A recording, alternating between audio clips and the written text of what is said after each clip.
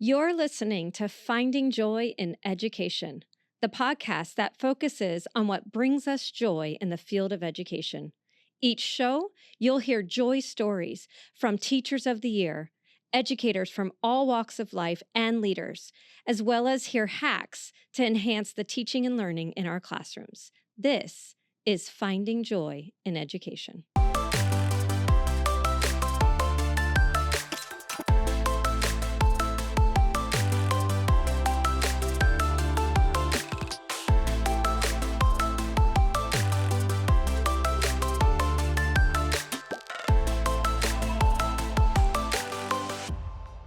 Hello, and welcome to the Finding Joy in Education podcast. I'm your host, Sarah Painter, and today's episode is episode 5, Finding Joy Through Career and Technical Education. Joining me in the studio today, we have 3 fabulous educators ready to share their passion, their heart, and their expertise about career and technical education. We have Mark Mansur. He's the lead teacher of the Business Academy at Clearwater High School. We also have Deanna Russo. She is the coordinator of the Center of Education and Leadership at Seminole High School, as well as Tom Pusateri from Countryside High School, who is the communication technology educator, and they're all here to share the wonderful things happening across their campuses. So welcome, guys. Thank you for being here. Thank you. Thanks for inviting us. Absolutely. So, Mark, we're going to start with you. I ask every guest, what's your story? Well, my story is long, but I'll make it short, though. I came from overseas in 2005, and I owned a few companies overseas. So I've always been in business. The business was very successful, which is the hotel management business, and I sold it before I came to the United States. 2005, I came like, you know what, I want to do something different. I really want to be able to teach students how to start their own business, how to be successful. The whole world is going towards business. So I got hired at Pinellas County as a business teacher, and I started from there, and I started connecting the students with real business and to understand what's going on in the business world. Real life experience. Absolutely. I can't wait to tap into that. I know you have so much to share. Deanna, what's your story? Okay, so I always wanted to be a teacher. I always wanted to be a high school English teacher specifically. But so when I fresh out of college, I started teaching at middle school English, language arts, and got married, started a family, and then stayed home for a decade, and a little over a decade actually. I have 4 children. And so when it was time to go back to work, I ended up teaching 5th grade, actually, at a private school, because that's where my kids were going at the time. Sure. And once I started doing that, it was interesting because I just always aimed for high school, and then I started with middle school. I was my first job was Kennedy Middle School, which is now I remember Clearwater Kennedy Fundamental, Middle yeah. School. And then so that was before the decade that I stayed home. And then when I went back into 5th grade, I was like, oh, I'm so scared. I don't think I'm going to like it. And I loved it. And then I did some middle school TV production, and I was like, so scared. I don't know. And I loved it. And then when I left there, I actually worked at in adult ed for a little bit because I was trying to get back into the public school system, and I was like part-time adult ed. And I was, again, I don't know how this is going to go. And I loved it. So the bottom line is I just love teaching. I really just love teaching. So I ended up back in middle school language arts at Seminole Middle. And I went to Seminole High. And so when a job opened up at Seminole High, it just so happened to be in history, not in English. But I was like, I'm going to give it a try. I'd been partnering with a great teacher at the middle school. She was the history and I was English, and we were kind of co-teaching together. So I jumped over to the history department, and I jumped over to the high school. And in the meantime, my children had gone to Seminole High School, and they were in the CEL program, which is the Center for Education and Leadership. And I was like, this is amazing because they're teaching kids the great joy of teaching, right? Exactly what I love. And so once I got to high school, it was always my goal to try to get involved in the CEL program. And honestly, I can't imagine a better place to land. I love it. I'm sensing a theme of, I didn't know what I was doing, but I loved it. Yes. And I'm betting that trickles down to the students as well, that you're constantly having them take risks to try something new to see where their passion leads them. And a lot of times they end up loving it. I'm sure they do. Tom, what's your story? I grew up in a house that college football was like the end all be all, and so that's what I wanted to be when I grew up. That's why I went to Florida State to kind of try and learn from Bobby Bowden when he was there, and did that for a year. And it wasn't what I thought it was going to be, but I still wanted to always coach, and so I got into teaching just to fall into coaching.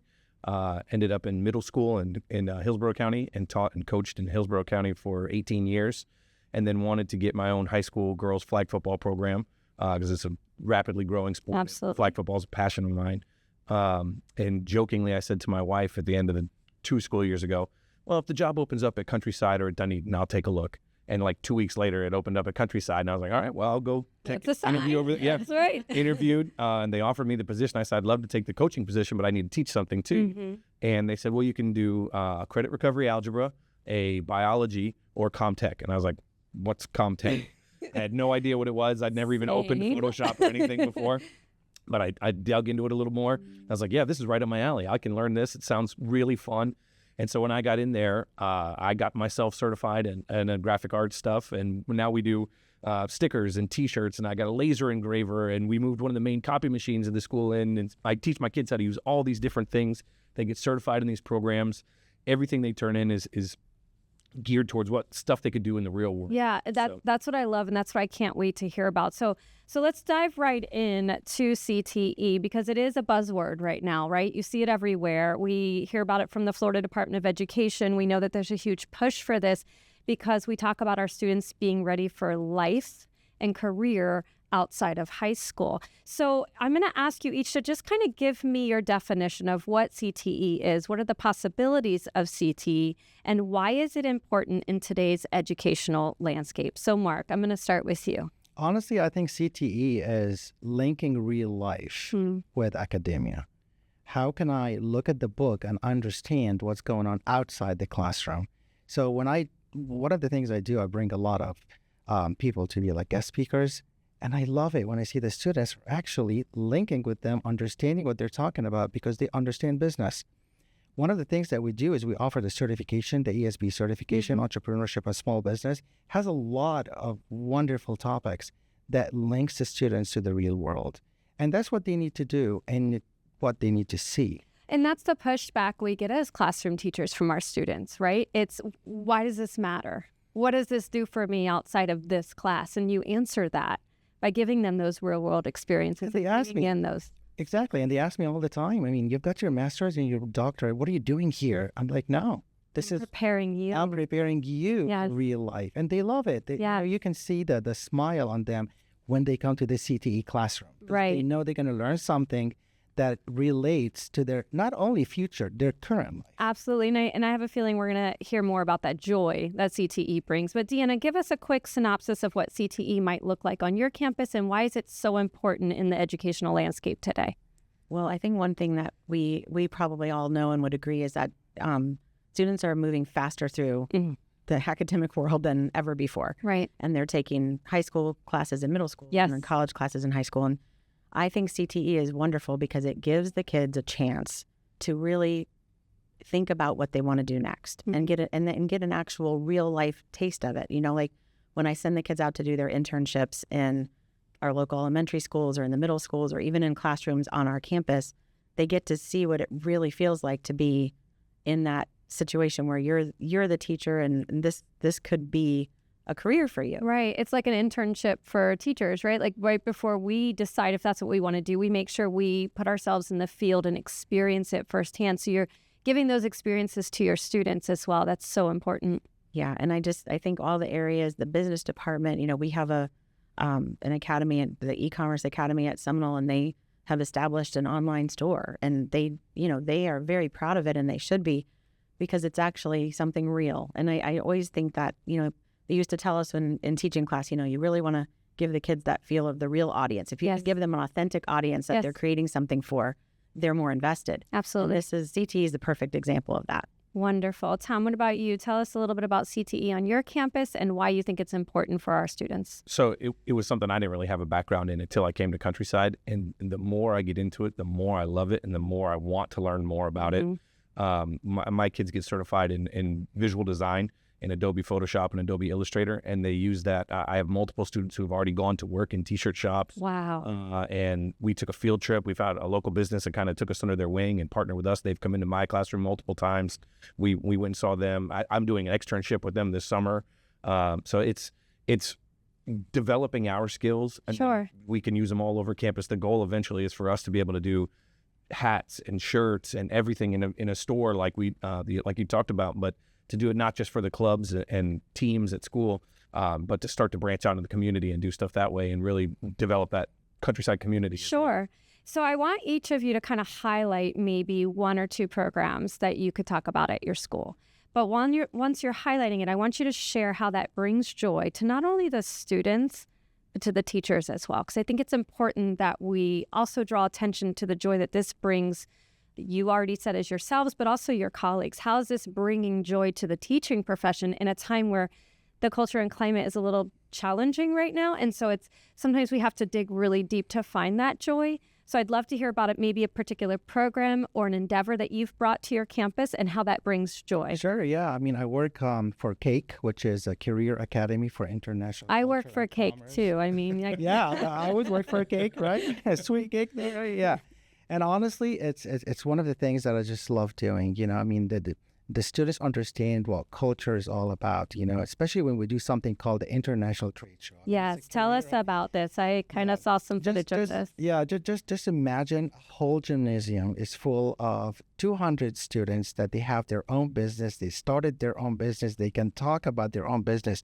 The 30-second elevator speech, the marketing plan, the sales plan, the financial plan, and they gain that confidence, you know, and this is joy. This is real joy for me to see that they can actually talk to adults, because we invite the whole community to come. Over 2,000 people, they come and visit the trade show. It's a huge event. Yeah, I saw you had the mayor of Clearwater out before as well. Always. Yes. And you know, I mean, the support for the community is amazing. And it's amazing to see some of the business leaders in Pinellas County. They come and they want to purchase some of these ideas. Talk about how validating that must be for your students. Well, To say this work I put in was worth it. Look what's happening. Yeah, they offer 100,000, 200,000. They just want the idea and they just want to close their booth and say, Sure. I don't want anyone else to visit this company. You know? Let's stick a fork in me. Yeah. And we've got, I would say, 2 to 3 companies from the International Trade Show been recognized, and people invested in, and you know, it's just amazing. It really brings joy to me as a teacher to see my students are tapping into the real world. I love it. That's such a great story. Deanna, tell us about maybe a program or an initiative that you've seen at Seminole that you could brag about and how it brings joy to both students and teachers. Okay, well, at the senior year in the CEL program, the students go out and they volunteer intern in the classrooms, and we've expanded it in the last couple of years. We started out with Bowder, which is right across the street. Seminole Middle's right across the street, but I've got students now that go to Winona, Oakhurst, Seminole Elementary, Orange Grove. And this year I was getting emails from schools I'd never even heard of. They're like, do you think you could get us, you could get all the way here? And, you know, I live in Seminole, and I mean, Seminole's my place. And so I run into people in the grocery store and they're like, your intern is amazing. Like, you don't understand the difference they've made in our classroom. And this year I had a couple of stories where, my student intern, so, you know, they're 17, 18 years old. They're in the classroom. The teacher has some students that are really struggling socially, and when that intern comes in, they become their like lunch buddy. Yeah. And one teacher from Oakhurst, she said, you don't understand that they have changed that student's life. Oh, Like, I am 100% sure that is accurate. Just an amazing, you know, as a teacher, I feel so good about it. I mean, that's my joy. Yes. But when I share those stories with my other students, because I teach the younger levels, and I say, you know, this is what's happening in a classroom right now at Oakhurst Elementary School, and it's just spreads, and it's something they can be really proud of. And the teachers at the elementary level are so thankful. And I think, I mean, as far as trying to boost the profession, I mean, even the kids who give me pushback, they're like, oh, they've come back at the end of it. I wasn't sure I was going to do that internship. I thought I was going to hate it. Some of the boys are like, I didn't want to do it. And they love it. And they walk in and they're like, you know, they're like a celebrity for the younger kids. They're cheering and lining up to talk to them. They make them cards at the end. They all sign it. And I mean, it's growing and it's wonderful. And I've seen some students come out of that and say, I really think I could do this now. That's incredible. And you think about the ripple effect of that. So even just within the community in Seminole, like you said, you have these elementary students that now have role models, but also job opportunities for the future that they may never had thought of before. I think you're doing more than you even realize with that. So that's amazing. Great job. Tom, tell us a little bit about a program you want to highlight. Well, I got the idea from my mentor in the county, Shane DiMartino, at Pinellas Park High School. But we made notepads that are copy order forms, because everybody knows teachers don't like making copies and waiting in line at the copy machine. It always breaks anyway. Right, right. So we moved one of the main copy machines into my room, and I taught my students how to use the copy machine. And so teachers just drop off the order form with what they need copied. And my kids run the copy form and deliver it back to them, so they don't have to take time out before or after school or on their planning period or lunch. And the teacher's like, oh my gosh, you have no idea how much time you say. Great. So, and the kids, so I have some that just walk in, grab it, and go. They don't even have to ask questions. They know what they're doing. And every once in a while I'll get one. Is this color or not, or whatever we're doing. And we roll with it, and the teachers love it. I was going to say, I'm sure it brings joy to the teachers a lot. One other one I would highlight is this year, as we're branching out into the different tech areas, we did an aluminum sign for a wedding entrance sign for someone here at the admin building. And we got pictures from the wedding. Oh, that's so it was designed by one of my students. Yes. We dye sublimated it onto an I don't know what that means, but that sounds incredible. But it came out beyond what we thought it was going to be. It was really, really cool. So I have like goosebumps just listening to these stories. This is absolutely incredible, the opportunities you guys are providing for our students, but for our teachers as well. Do you see this becoming contagious? Do you have a lot of teachers that are looking to go into this field now after they see what's possible at your schools? People are relying on me more and more. Yeah. So hopefully it continues to grow. Yeah, we do a lot of different things. That's wonderful. It's funny you say that, because I see a lot of teachers asking to be a participant in the trade show because they want to talk about their class to the other students and to adults, and it's becoming an educational showcase. Yeah. That is so great. Well, before we end our time together, I always like to end with joy stories. So as you think about your career, I want you to bring to mind a colleague, a student, an administrator, a parent, a story that you could share that brings joy to you and to those that hear it. So Mark, we'll start with you. Would you share a joy story with us, please? Of course. I mean, honestly, without the leadership, leaders help us, Mark Hunt, Steve Plummer, those people are always there for us. They help us when we ask for something. But this year was a little bit different for me, because I have a student that she lost her brother crossing the road last year, trying to get to the school bus. Mm-hmm. And she was very shy, doesn't want to talk, and then I approached her, I truly believe in building relationship. It's business, right? Right. So I started talking to her. She said, I'm depressed. I'm going through this and this and that. I said, you know what? Why don't you think about a business that relates to this tragedy? Mm-hmm. She started thinking about it, and she came up with a brilliant idea to save lives for the kids when they cross the roads. It's a pedestrian idea. She came up with a great idea. Her parents supported her. She started talking about her tragedy. She started getting out of her bubble. Mm-hmm. And you should see her at the trade show when her parents came and they talked with her. Her 30-second elevator pitch was amazing. I was in tears because, you see that student from the beginning of the year, someone who doesn't want to talk about anything, to someone who's advertising to save lives. Right. Yeah. So it was great. That's beautiful. That has touched my heart and everybody's heart when they know her story. I love it. That's so beautiful. That's amazing. I don't think I could. We have so many, I think, as teachers, it's often difficult to nail one down, right? And sometimes it is just a broad sense of, well, this is what brings me joy. So Deanna, share with us a joy story. Yeah, I was thinking about these stories, and there are so many, but in relation to the CEL program, the first year that I did CEL, it was the year after simultaneous teaching. Mm-hmm. So we were just coming back, and elementary schools weren't quite ready for us to come and volunteer at their sites, at their campuses. So I was in the process of trying to figure out what to do with my students who should be interning.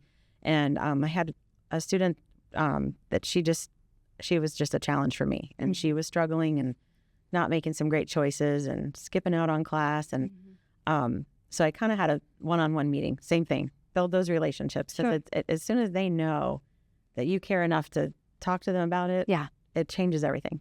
And so we had a little talk, and I said, I really want you to try something. I'm going to do a Teams meeting, because we were all about Teams meetings at the time, right? I said, into an elementary school classroom. And I want you to read them a story. I want you to write the lesson plan. You can work with a group, and so I kind of gave her this task, and she was unbelievable. Like, she got in front of the camera, and they read The Little Lady Who Wasn't Afraid of Anything. It was right. It was in October. And they acted it out, and they did this whole great thing. And she came alive, and she never skipped anymore.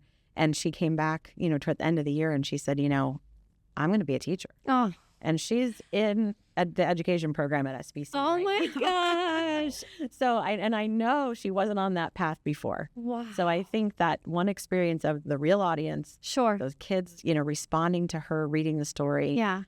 It was great. Brings me joy just to think about it right now. So phenomenal. Man, these are really cool. Those are great stories. Mine is just, helping to try and continue to build the sense of community at Countryside.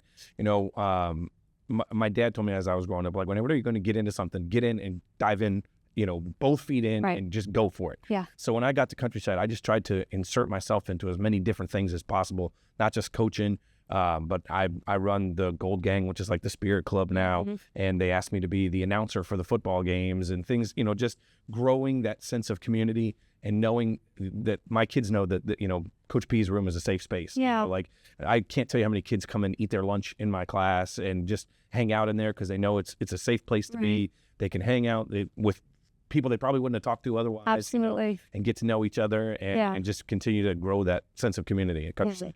It's so beautiful. I thank you guys so much for being here today and sharing your expertise, your stories, and advocating for this career in technical education that is so crucial to our future students and what we want them to be able to do once they leave high school. So thank you so much again for being here today and for sharing. And we are just so grateful for your leadership here in Pinellas County. Thank you, guys. Thank you. This was wonderful. Welcome. You are listening to Finding Joy in Education. I'm your host, Sarah Painter. Joining me today in our Leadership Lens segment is Mr. Mark Hunt, Executive Director in the Career, Technical, and Adult Education Department, as well as Michael Hernandez, Principal at Northeast High School. Gentlemen, thank you for joining us today. Thank you. Thank you. Mark, we're going to start with you. I ask every guest, what's your story? Well, I started right out of high school working as an auto technician for Goodyear Tire, changing tires, worked my way up to auto mechanic, and worked for them about 14 years and decided that there had to be an easier way to make a living because when it was hot, it was hot. When it was cold out there. So I looked into teaching auto mechanics and was able to find a position at Irwin Technical College in Hillsborough County as an automotive instructor and taught there and worked my way up. And now I'm in Pinellas with career and technical education and have been able to lead career and technical education in Hillsborough, Orange, Osceola, and in Pinellas County. Wow. That's incredible. Mr. Hernandez, what's your story? Well, I'm the first in my family to earn a college degree. Wow. So, congratulations. Thank you. So before, I guess, avid was a thing, I was kind of avid, I guess, if you want to describe it. Sure. Coming out of high school, I grew up in Pinellas. I graduated from Pinellas Park High. Okay. And I thought I was going to go into the medical field. That was what I had planned on doing, and found out through an accident, and I had to go to physical therapy, that I didn't care for it. And decided at that point, well, I've been taking a lot of classes to prepare for medical field. I always liked school and enjoyed it, so why not teach? So when I graduated and got out, I decided to go in and teach. I was a science teacher, coached football, track and field, was senior class sponsor, did a little bit of everything, dabbled in all kinds of stuff, and never dreamed of becoming an administrator by any means. But I had a principal at a school I was working with who would politely harass me for I love it. Politely harass. for probably 2 years straight about getting my ed leadership degree. And he finally wore me down. I'm like, fine, I'll get it. And I did it. And then I sat on it for a couple of years. And I was in Hillsborough at the time where I started my career. So I was over there for about 13 and a half years. And then I got recruited to come over to Pinellas and started at Gibbs, working through a grant through Rita Vasquez's office to kind of coach and mentor teachers, and started going through the screening process to become an assistant principal, and got a job at Northeast as an AP, and got promoted to Fitzgerald Middle as a principal for a couple of years, and then back at Northeast where I am now. I love it. I love that journey. And so many of us have connections in Pinellas prior to teaching here, which I think is so beautiful. So let's dive right in about these CTE programs that we have. So Mark, I'm going to start with you. How do partnerships between CTE programs and local industries enhance the learning experience for students? Well, it's a critical component, excuse me, because in our CTE programs, we try to replicate the workplace for students because they need to know what the workplace is like that they're interested in, because we want them to understand the real world to make that decision of, is this really what I'm interested in? Right. So those business partnerships that we have through program advisory committees are critical, because those business partners come in, tell us what's going on in their industry at the time, what trends are happening, what's the employment opportunities like, pay scales, technical expertise necessary, things like that, for our teachers to be able to be current with what they're teaching our students. Yeah, I think about like one of the challenges we have as teachers is to make the learning real and relevant. And it sounds like that's exactly what CTE does. And those business partners play a critical role with our programs to provide our students with internships, job shadowing opportunities, the exposure to that business. That's very important for our students. It brings the relevancy to what they're learning in the reality. And I'm sure then their investment and their ownership in their learning skyrockets because they see the value of it beyond the four walls of the classroom. It's tangible at that point. Yeah. Yes. Mr. Hernandez, same question. How do these partnerships between your programs and the industries enhance the learning experience for students? Of course. So for us, we have 4 CTE programs at Northeast. We have a culinary, an automotive, Academy of Information Technology, and Academy of Finance. So within each of those programs, we have advisory boards, and business partners sit on those advisory boards, and we partner with them to advise the programs on next steps and opportunities for kids. So those opportunities are very rich, and the kids look forward to them. So, for example, we've had a partnership with the Achieva Credit Union for many years. We have a bank on our campus that is trained by Achieva staff with our kids, and they interview for positions, and then they run that branch. We have partnerships with Pinellas Technical College and our culinary and automotive, and they train with those staff, and then they work in our programs. They earn college credit on site, and they can apply that. And like the Academy of Information Technology, we've built partnership with Dell Computers. Our students are now repairing the one-to-one devices across the county. That's awesome. So they come in, they fix them, they ship them back out. So they're getting this real-world experience and earning industry certifications that can land them jobs right now in high school, but make them very marketable. But it keeps it very fresh and relevant to the world around them, what's happening in today's society. Yeah, and you kind of already did this a little bit, but I'd like you both to discuss these collaborations that have been particularly impactful. So highlighting maybe a program or two that you've seen just flourish over the last few years and talk about its impact. Sure. One of the main things, one of the critical pieces we've had is with the nursing shortage in our nursing students and our high school programs. We've built a pipeline for those nursing students that are in our high school programs to dual enroll at Pinellas Technical College in the licensed practical nursing program. So they start in the 9th grade in nursing and learn the fundamentals, work their way up through the 11th grade. As seniors, they go to Pinellas Technical College, dual enrolled full-time in the LPN program. We've had 4 cohorts come through the program now, and each cohort has anywhere from 8 till 15 students that have graduated from high school, finished the LPN program at Pinellas Technical College, and have qualified to take the licensed practical nursing exam. And we're running at about 98% pass rate for those students. And those students are being offered positions as licensed practical nurses right out of high school. Incredible. Michael, what about you? Highlight a program for us. Yeah, I'm going to highlight our automotive program. One of the things that they've done this year, which I just find amazing, is we have the largest female population of automotive students in the county. So that's grown quite a bit, and there's a huge interest. So we have this strong female cohort that are learning auto mechanics and being able to apply it. They went to the St. Pete Grand Prix this year and worked with different race teams and got to go in the pits and do different things. Awesome. But it was just an amazing experience to see these young ladies in a primarily male-dominated field yes, come in and take charge and do extremely well. Right. Make us very, very proud. So very proud to see that and see the work that they're doing.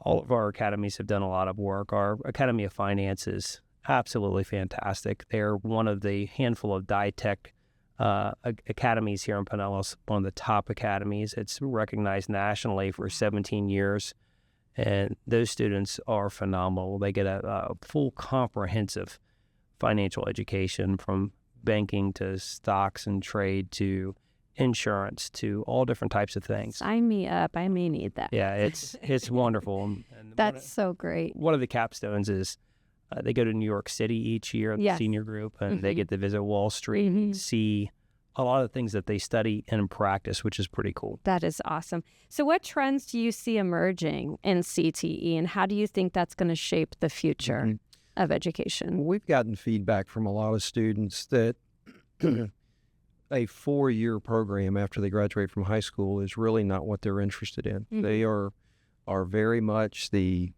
instant gratification generation, where they want to come in and learn a particular skill and go out immediately and start making money, and then go back to school if necessary to get a degree or whatever's necessary to move up. Right. So career and technical programs that provide a very direct pathway to a career, high wage, very relevant career, nursing, auto mechanics, manufacturing, things of that nature, that they can go in and within a year or a year and a half learn the craft, earn the credentials, the industry certifications, and qualify for a high-paying job right out of school.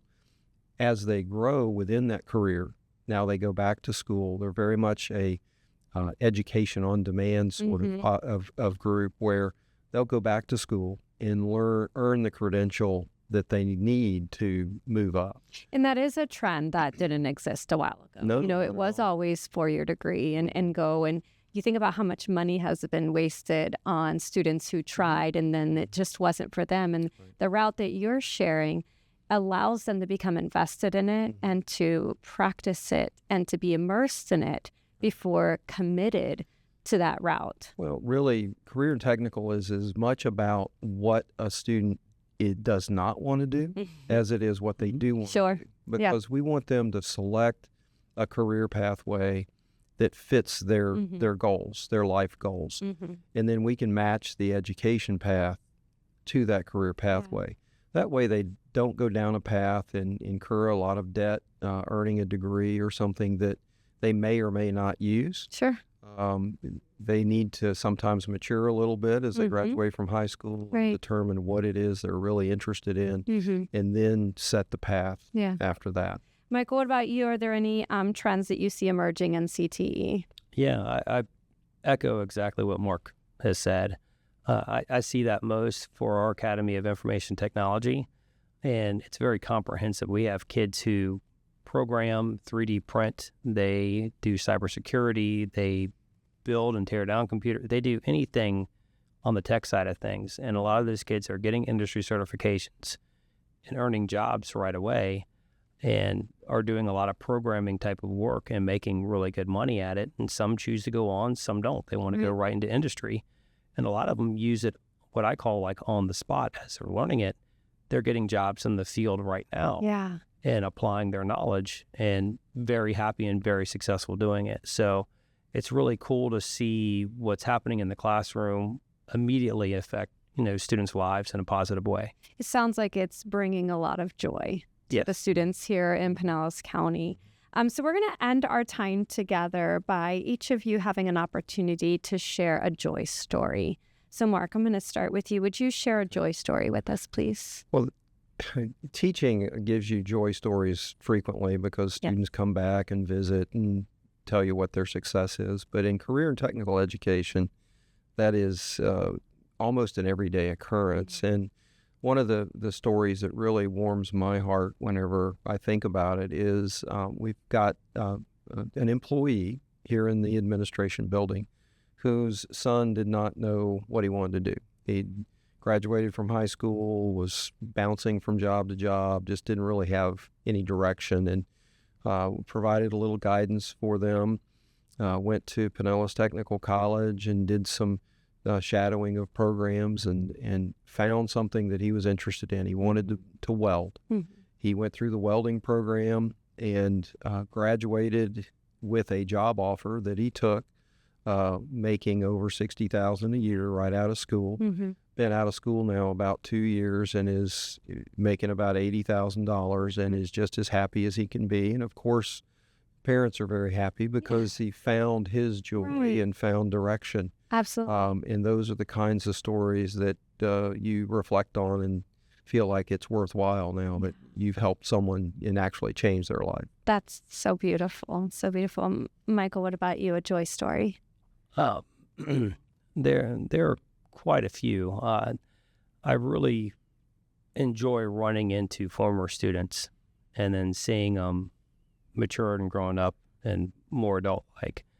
And my wife for the longest time, and this is a little bit going back to my teaching days, but she used to call me the mayor of Riverview, Tampa, because there wouldn't be a place that we wouldn't go to that there would be somebody, and they'd call me Coach Hernandez. And shaking hands. And shaking hands, kissing babies. I think one of my most fond memories, I had a student, his name was Patrick, and he played football for me, and he was actually in my science classes, and he came from a single-family home, came from South America, not well off. The family struggled, and he ended up graduating and worked his way through HCC, Hillsborough Community College, and went on to Georgetown and studied law and is now a lawyer. Wow. And is just crushing it. Yeah. Just having a wonderful life. And during he was a speaker at his graduation ceremony for HCC, and he invited me to go to it, and I went to go watch him, and he mentioned in his speech something that I used to say when I used to coach, and it's like those things that just cut you to the bone, so it was just rewarding to see the success and the seeds that you plant when they start to blossom, and it's just now you have to share what he spoke about. What was it from your teaching practice that he did? So this was teaching and coaching, so I always kind of mix the two. I see it all as teaching. So when for football, he was a defensive lineman, so I talked about how we play, and I would use the word relentless, but I would use it in a good way, about never quitting, always doing your best. If you make mistakes, bouncing back from it, being relentless in how you play the game, but being relentless in life, being relentless as a student, not accepting poor grades, being there and plugged in, and just taking charge of your life in a positive way. And he lived by that motto, and now he's a lawyer. So it's pretty cool. That is pretty cool. Well, Mark and Michael, thank you so much for joining us today, for lending your expertise, your stories, your experiences.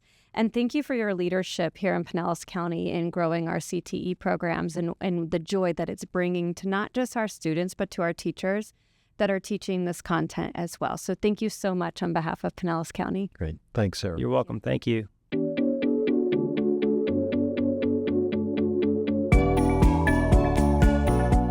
listening to Finding Joy in Education. Today's episode focuses on finding joy through career and technical education.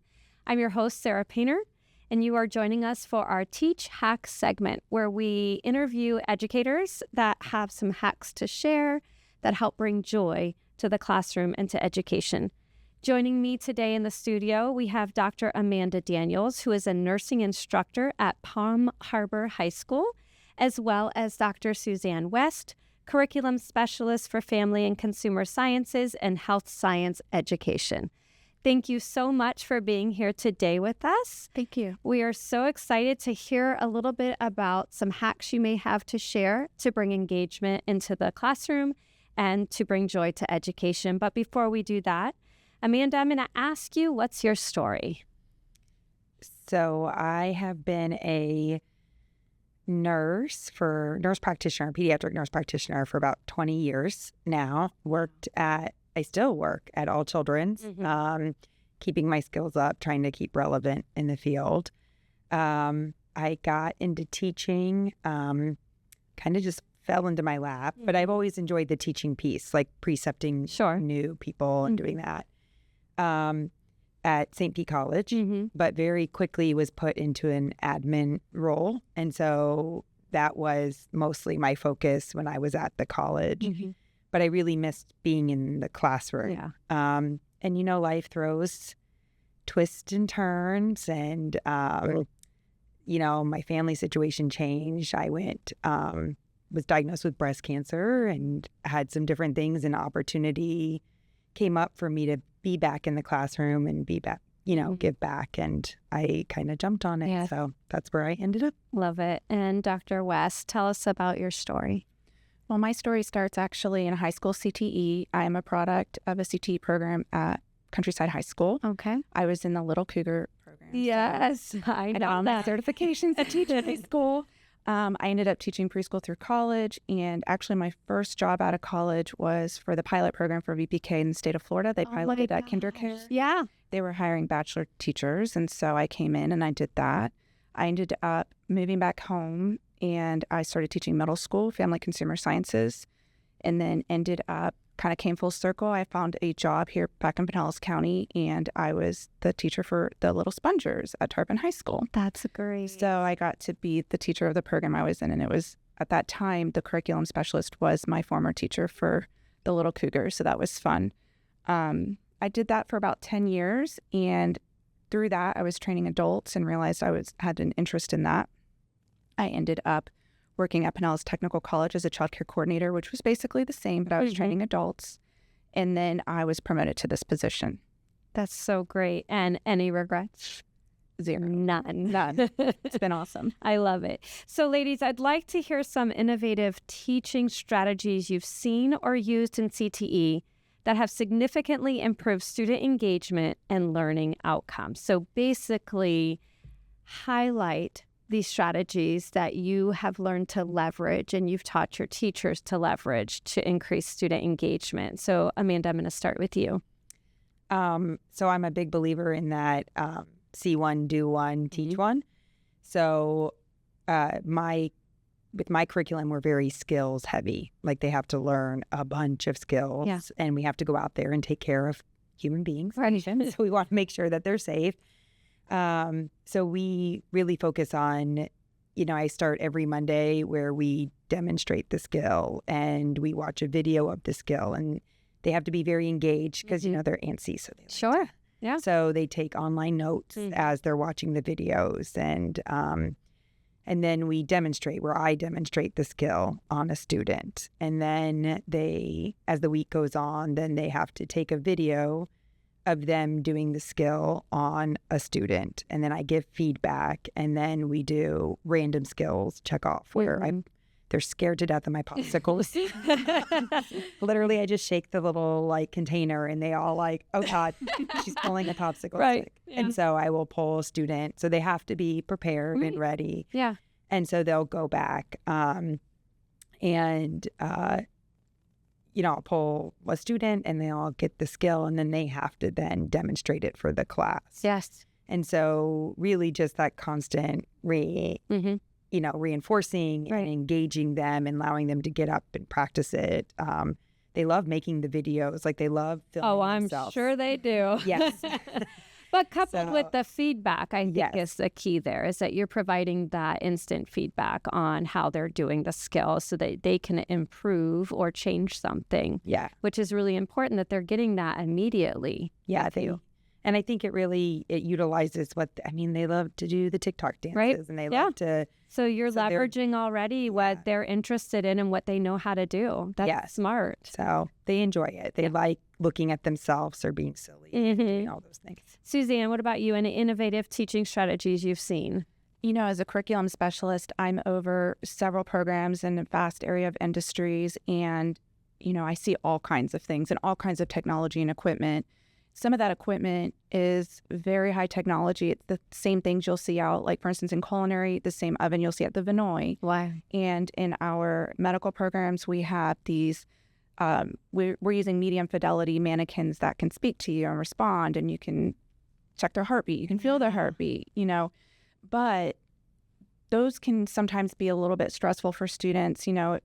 It's something that they're not used to, and there is a level of safety that we have to be careful with. Sure. So the strategy that I've seen a lot of teachers use are what we call either like a dry lab or a dress rehearsal, which is like going through the movements with whatever that piece of equipment is, with it not turned on or not really in use. Yeah. So if it was culinary, for instance, they might bake a cake where they take the measuring and it's just air and they just go through all the motions.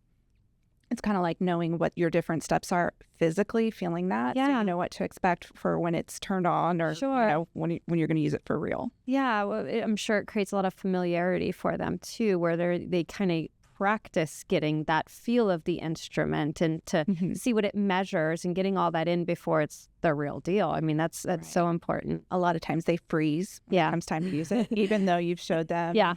Yeah. They just stare at it. So Yeah. that's a great way to just kind of get them their feet a little wet. Yeah. So when we think about this segment about hacks and creative approaches that have been effective in your program, can you share any hacks that you would advise other teachers of similar programs to use that maybe could help yield better outcomes for students? I think that we a lot of times focus so much on like the knowledge we have to give them, or just making sure like that knowledge comprehension. And really, that's such a small piece, because I give them the little bit of information, tell them to review it, but we spend way more time on like application and like synthesis of it. And so I think the more that we can get them up and moving and touching the equipment, like, so the medium fidelity mannequins, just having them practice it, like, okay, I'm going to walk you through it. Okay, now you're going to do it with me right by your side. Right. Okay, now you're going to do it and I'm just kind of further apart. And just the more they get to do it, the more comfortable they feel with it, so that when they go out into the fields, they feel very And we've talked about that on this very podcast, about whoever is doing the majority of the talking is doing the majority of the learning. Yes. Right. So when you hand that ownership to them and you have them participating and applying what you've been teaching them, that's where the learning happens. That's where the joy is in education, is watching them take over. And I'm sure that's based on you preparing them and feeling like they're ready for that. Do you have any other hacks you can think of, Suzanne, that go with what you're doing in your schools? One of the things I used to do as a teacher was make the students feel very comfortable making mistakes. Like, you are going to mess this up all the way until the end of the school year. Yep. And I expect you to do that. And then reflecting on it. Yes. And I found that when you do that, there's less, fear, less embarrassment, and also putting them in a team component. Yes. Where there were some students that maybe had a little more experience, or in my case, I had a mixture of levels, right? So the upper levels could really help the lower levels.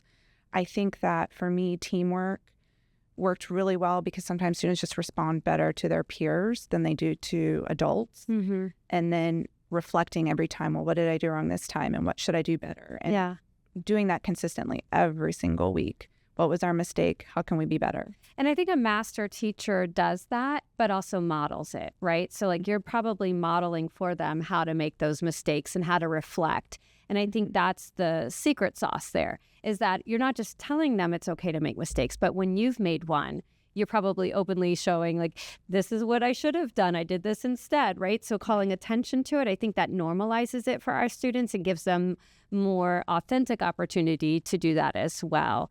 You mentioned a little bit about your equipment that you have that is kind of state of the art. So I'd like you to share a little bit about some of the things we could possibly see in your programs that our students in Pinellas County are actively working with right now. So just kind of a moment to show off with some of the things that we have available to our students, and either one of you can answer this question. Well, I mean, I'll just start and let Amanda kind of finish. Okay. She's using it. Okay. We have been very fortunate to work with St. Petersburg College and other entities to get sponsorships and grants to purchase basically state-of-the-art simulation equipment for our medical programs. Mm-hmm. And this was very important to us because COVID was really a huge change for students going out and doing clinicals. Sure. All of a sudden, they weren't really able to go out, and they determined they needed more simulation. And then they did research on that and realized, well, actually, simulation is really good before they go out. So I was able to purchase Nautomage tables and Juno mannequins for our programs to kind of create simulation labs. And Amanda can kind of talk more about how that. Good. I was going to ask you just kind of explain that a little bit of what that looks like. What is it? What's the purpose behind it, and how are students interacting with that for sure?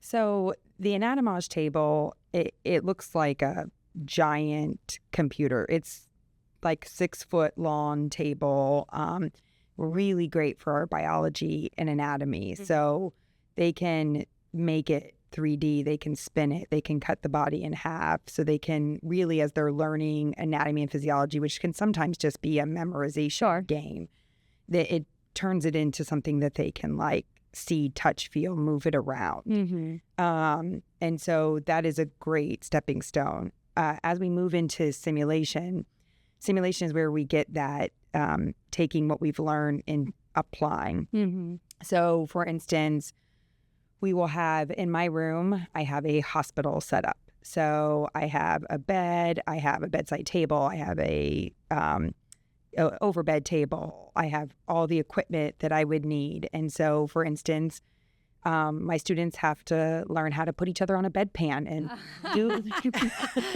I love it. You get to know your peers really well when you're putting them on a bedpan. And so something as simple like introducing themselves. I think soft skills are really lost. So and simulation helps so much with just walking in and introducing yourself and making sure patient safety, you know, like is the bed rails up or down? Is the bed up or down? Are you providing a safe environment for your patient? And so they will walk into a room and they have to act like it's a patient. And they will come in and say, you know, I'm so-and-so, I'm going to be your CNA or your LPN, and this is what we're going to be doing. And then they have all the equipment and they have to go like wash their hands and then close the curtain and get the stuff and then actually put them on a bedpan. We don't go any further than that. Thank you for clarifying. No, that's it. That's as far as we go. And then just learning how to take them off. And I think for the students, as much as they're learning that skill, they're also learning what it feels like from a patient perspective. And oh, that's good. I would be so embarrassed if I ever had to do this. And said, so can you now feel like how your patient could be feeling? And when you have a student walking through those steps, what are the rest of your students doing? So just like before when we were saying various levels, it's various levels throughout. So you can have very basic simulation where I'm demonstrating it, where I'm walking one student through it to show the other students. You have a lot of time when they're up in the classroom practicing it. So now everybody's up out of there, and I have, I think, 6 beds. So I have groups of 3 or 4, like Dr. West was saying, like working together, feeding off each other. So you have one student with the steps and another student acting and another student being a patient. And they're giving feedback, oh, you missed this step. And then they all get to change roles so that they all get that experience in each role. And then it comes to high stakes simulation where ideally they're in a separate room from you and you just give them a patient scenario. And you say, okay, your patient today is Miss Smith. She's a 73-year-old woman. Here is going to be her chart for today. what are you going to do? Wow. And then you see what they do and you let them, and a good simulation only lasts 15 minutes. Okay. Because your focus is really on the debriefing Sure. part. And again, Yeah. The motto in my class is rejoice in your failure. Because I feel like that's where we learn the best. Yeah. I have failed so many times in Right. my life, but Yeah. I wouldn't be where I was Sure. without that. Yeah. So I tell my students, I'm like, let's rejoice. Let's figure out what we messed up on. Yeah. Like, and we make it just fun. Like, Right. and so you take that time, you bring them out of that high stakes, scary room, and you bring them back to their safe classroom. Yeah. And they talk about how that made me feel, or like I was in there and I knew what to do, but then I got nervous, so I forgot this piece. So you really, it's on a continuum from a very basic to like when we use these high fidelity, I can be in a separate room with the headset talking for the patient so that I can, as the student is not following script, Sure. I can change Yeah. gears and So see every if they can get student back on track. Is essentially getting what they need because Yes, you're 'cause- tailoring it for every student's skill set. Yes. Yeah. And the other students that are watching are learning just as much. That's what I was. And so when you come back, you don't lead discussion. They really, like, they're ready to vomit. Yeah. Like their feelings. Yeah. Yeah. And they'd really just, they're like, oh, I would have never thought of that. Or, like she forgot to wash her hands. And then we bring that back to like the standards and the curriculum. Yes. And okay, how is that applying? Very good. Suzanne, did she, is there anything else you wanted to add to what Amanda was sharing? Any other technologies that you guys are using in your schools that you want to share about? In culinary, we're just using a lot of the similar equipment that you would see in any restaurant. I think the cool thing about our culinary programs is that they have health permits, just like a restaurant, and they serve food. And I have been a recipient of that, and it was very much worth it.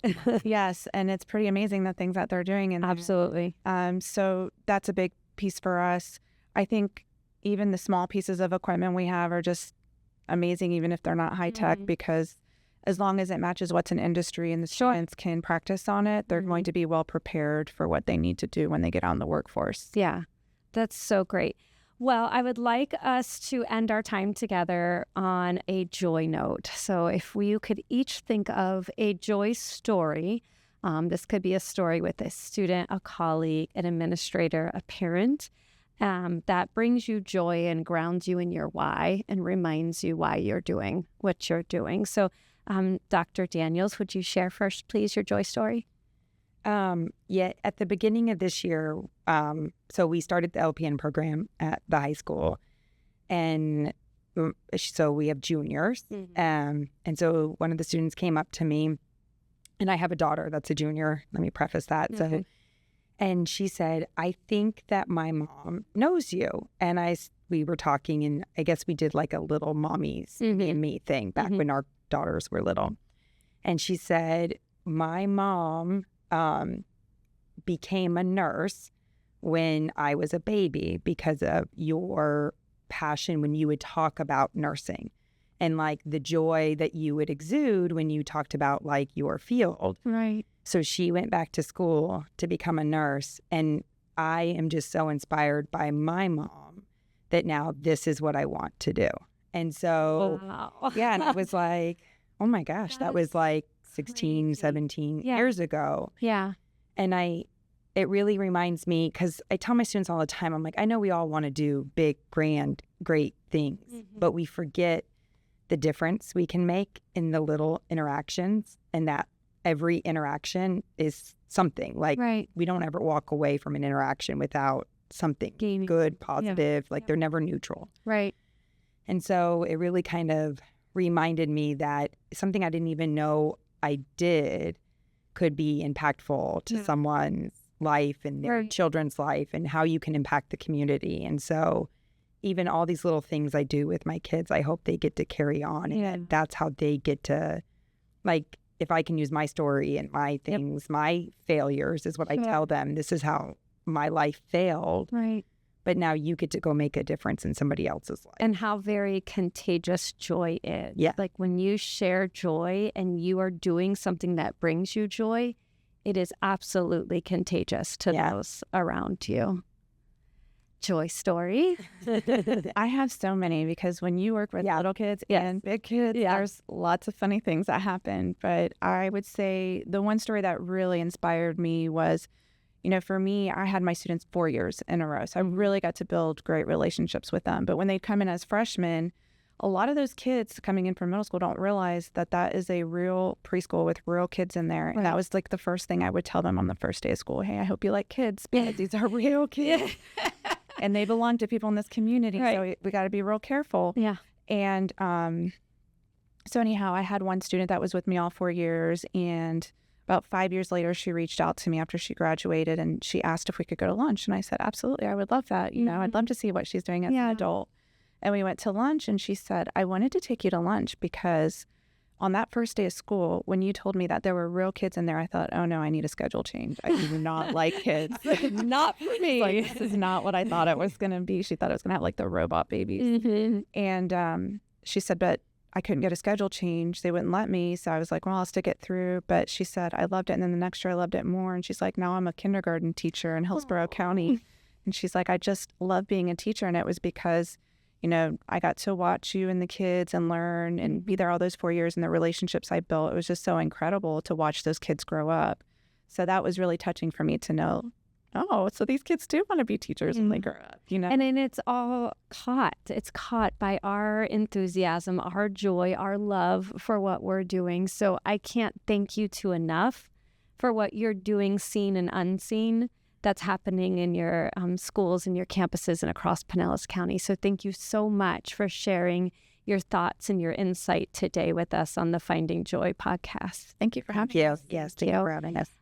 As we leave, I'd like you to take a listen to some words from my colleagues. I posted a question for my friends around the world, and I asked them, how does CTE bring joy to education? And here's what they had to say. Good afternoon. My name is Andres Carnas, and I've been teaching in St. Petersburg College in engineering technology for 5 years now.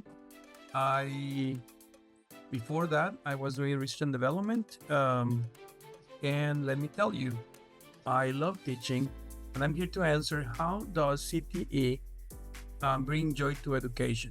Well, many ways. It brings me a lot of joy to see when the students get concepts. Electronics is a topic that can be a little bit abstract. When the students finally get it, and they apply mathematical or physical concepts into their problems and into troubleshooting, and they finally get it, it's very rewarding. Besides, my students get certificates, or they also get AS's degrees, and I get to see when they get jobs. They always call me and tell me that they got a job, or they get promoted in their jobs, and that's very rewarding. Helping somebody realize their dream in technical education when the U.S. needs more technical career is fantastic for me, and that's how I hope I bring them joy by keeping them engaged when I'm teaching them, but they bring me a lot of joy as well. Hello, I'm Mr. Burdett, the Executive Director of Career and Technical Ed in Osceola County Schools. CTE brings joy to anyone involved in the programs, gives students confidence to grow, confidence to build a resume, and it also gives them the opportunity to work in a field that they can make good money and not have to go into debt. The greatest joy it brings is it could actually end generational poverty by putting people in the workforce that have skills that just need that little bit of upskill to get them in the workforce. Hello, I'm Daryl Thomas, the 2023 Columbia County School Teacher of the Year. Woo! I just can't escape that. So the question posed was, how does CTE bring joy to education? And for me, I'm not the best talker in the world, so I'm going to, instead of telling you how, I'm going to actually show you how. So come with me to the shop, and we're going to walk around. I have volunteers here. We're in summer school right now, but I have volunteers here today to weld, so you can actually see what I see every day. That's a thing.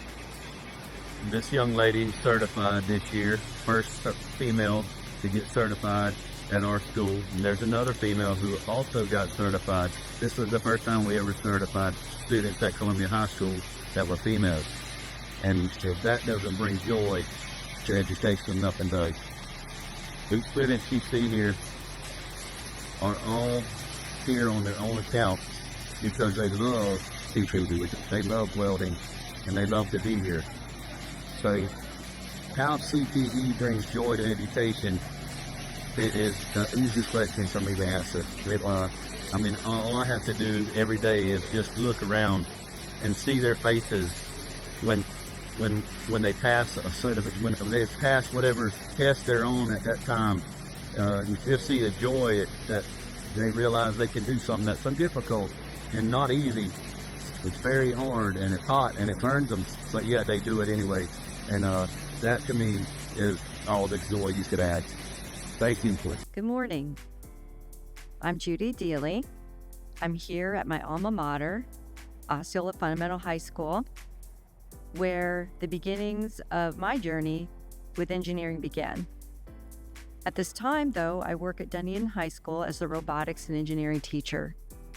Joy in education is definitely found in CTE. With career and technical education opportunities for students in the high school, they get to explore a variety of different things. In my program, they get to design and build robots, fly drones and learn about aeronautical principles, learn about 3D modeling and manufacturing, and use tools that engineers use in their trade. What's really wonderful for students is that when they come to class each and every day to explore these things, they're taking their math, their science, and their arts, and they're putting it to work in a variety of different projects. Each one of these projects or competitions can lead to a future career through Skills USA, through a variety of robotics competitions. They can either go to college, they can go to technical school, they can go to military, or even directly to a career. Joy, that's what I see in the kids when they come to class. They're in the flow, they love what they do. Hey everyone, my name is Justin Early. I am Hernando County's 2020 Teacher of the Year and currently a game and simulation design instructor at Weeki Wachee High School in Brooksville, Florida. When I think about the core responsibility of an educator in Florida, I think it's to prepare our students for the future. And there's no better way that we do that than matching academia with CTE career training and workforce development. Giving students the opportunity to dive into the career that they potentially want to go to and experience it is something that you can't measure. On top of that, Florida does a fantastic job with the Catalyst program, which actually promotes the idea for students to obtain industry certifications in their related work field, whether it's being a future educator, whether it's going into computers and computer science, or working with farm animals. There are all these different certifications that are available at the fingertips for students in the state of Florida. Having that opportunity to go and to actually feel what it's like to work in a job and figure out if that job is for you, especially before you have the opportunity to go and take it as a major in college or go directly into the workforce, I think is influential for students. Because of that, I think CTE brings joy to education and students and educators alike. As educators, we're in the business of growing and developing great humans. It's our job to set students up for success in their future, whatever that may be. For some, that's a college or a university. For others, that's a trade skill that will prepare them for the workforce. Hi, my name is Jenny Goff, the 2024 Hendry County Teacher of the Year and Florida Teacher of the Year finalist, and I am a proud career and technical education teacher. Joy can be found in CTE courses through many different lenses, but I want to take a moment to share a recent joy story derived from my own classroom. Picture this, a quiet 9th grade girl who spent most of her first year of high school asleep or detached from the lessons. This student always struggled in school and never really found her true niche. That is, until she struck her first arc in a welding booth and found her true passion. She went from a student who always struggled and cared little about her education to a high school senior with AB honor roll, on track for graduation, and a full ride scholarship to a technical school. You see, career and technical education courses do more than just teach a curriculum. They provide an outlet of opportunities so that all students can be successful. My name is Jim McCann. I'm the Heating, Ventilation, and Air Conditioning Apprenticeship Coordinator at Pinellas Technical College, Clearwater. How does CTE bring joy to education?